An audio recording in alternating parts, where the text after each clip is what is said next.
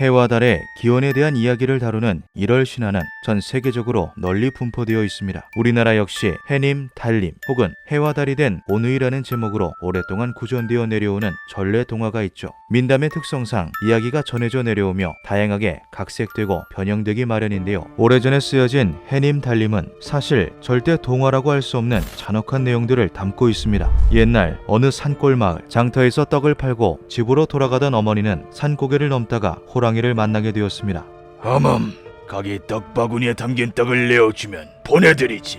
어머니는 떡바구니에서 떡을 전부 꺼내어 호랑이에게 주었습니다. 그런데 산고개를 하나 더 넘자 호랑이가 다시 나타났죠. 호랑이는 다른 범인 마냥 시치미를 뚝 떼고 말했습니다. 어멈, 가진 걸 다 내놓으면 보내드리지. 떡을 전부 내어줬던 어머니는 하는 수 없이 옷을 전부 벗어 호랑이에게 주었습니다. 가랑 잎사귀를 하나 따서 몸을 가린 채 집을 향해 뛰는 어머니 앞에 호랑이는 또다시 나타났죠. 어멈, 파란 짝을 주면 보내드리지. 팔이 없으면 밥은 어떻게 하고 떡은 어떻게 파니? 남은 팔 하나로도 충분하지. 주지 않으면 잡아먹겠소. 그렇게 팔을 내어준 어머니는 다음 고개, 그 다음 고개에서 나머지 팔 한쪽과 다리 하나도 내어주게 되었습니다. 하나 남은 발로 폴짝폴짝 뛰어서 집으로 향하던 어머니 앞에 호랑이가 또 모습을 드러냈죠. 어멈, 그 하나 남은 다리마저 내게 주소. 다 주면 나는 집까지 어떻게 가니? 몸뚱아리로 대굴대굴 굴러가면 되잖소. 호랑이에게 양팔과 양다리를 전부 내어준 어머니는 몸을 뒤집으며 힘겹게 집으로 향했습니다. 하지만 도착한 집에는 어째서인지 호랑이가 먼저 도착해 있었죠. 어멈, 아이들을 생각했다면 집으로 오지 말았어야지.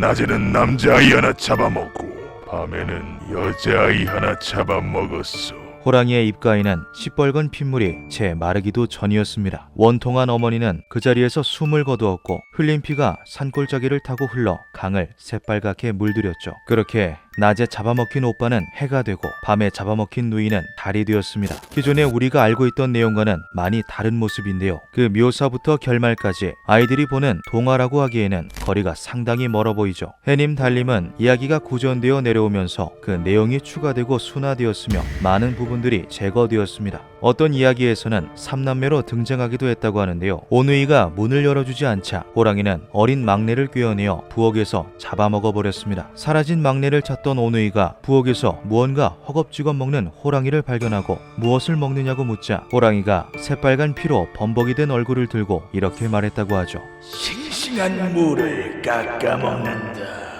해님, 달님에는 생각보다 꽤 다양한 해석이 존재합니다. 이야기에서 어머니는 자식들을 위해 모든 것을 희생하는 역할로 등장하는데요. 가진 걸 모두 내어주고 두 팔과 양 다리를 잃으면서까지 집으로 향했던 어머니. 하지만 앞서 호랑이가 말했듯 어머니가 자식들을 진정으로 위했으면 집으로 향해서는 안 되었습니다. 결론적으로 호랑이는 어머니에게 집으로 가는 길 안내를 받은 것이나 다름이 없었죠. 이에 관해서 어머니가 진작에 창귀가 되어 호랑이에게 홀린 것일 수도 있다는 해석이 존재하는데요. 창귀란 한국의 민속 귀신 중 한 종류로 호랑이에게 잡아먹혀 죽은 원혼이 승천하지 못하고 악귀가 된 것을 말합니다. 호랑이가 사람을 잡아먹으면 그 사람은 창귀가 되어 호랑이의 겨드랑이에 붙으며 창귀는 호랑이를 도와 사람들을 꿰어내 잡아먹히게 한다. 어머니는 창귀의 노예가 되어 아이들이 있는 집으로 호랑이를 이끌었던 걸까요? 옛 조선시대에는 호환이라는 말이 있었습니다. 호랑이에게 당하는 화를 말하는 것으로 목숨을 잃을 것 같이 두렵고 힘든 상황에 대해 호환이 닥쳤다라고 말을 하기도 하였는데요. 그 당시 조선 사람들이 제일 두려워했다는 호랑이.